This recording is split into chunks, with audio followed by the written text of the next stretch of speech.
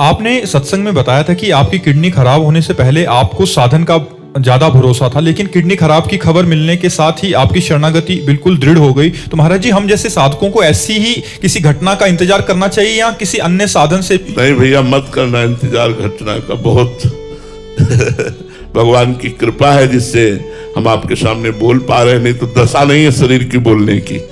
पीड़ा पूरे शरीर में, भयंकर पीड़ा है पूरे शरीर में इस समय भी, पर वो भगवान की कृपा से।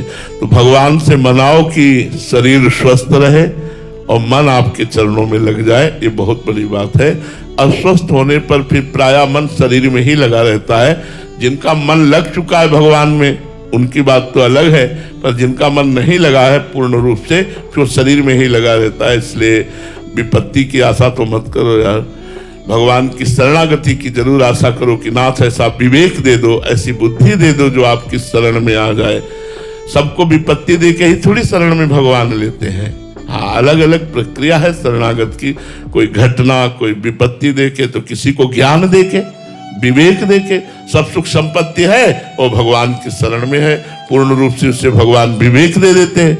तो विवेक से भी तो शरणागति होती है। तो विपत्ति की मांग ना करो, दे दे तो उनका प्रसाद। जब किडनी नहीं खराब थी, चूंकि बचपन से साधनाभ्यास में लगे, तो वही साधन का भाव था कि अगर हम 6 घंटे पद्मासन में बैठते हैं तो ये हमें भगवत प्राप्ति कराएगा। कृपा का भरोसा नहीं था, कृपा शब्द से हमारा परिचय नहीं था। इंद्रियों को रोको, मन को रोको, जितेंद्रिय रहो, ब्रह्मचर्य रहो, भूखे प्यासे रहो, गर्मी सर्दी सहो, भगवान का भजन करो, ऐसा था। लेकिन जब किडनी फेल हुई तो बैठने लायक नहीं। अब भरोसा टूट गया साधन का और साध्य का भरोसा हो गया कि प्रभु अब तो सिर्फ आपकी कृपा से मेरा मंगल हो सकता है, आपकी कृपा से आपसे मिलन हो सकता है। मेरे में कोई साधना करने की तो सामर्थ्य रह नहीं गई।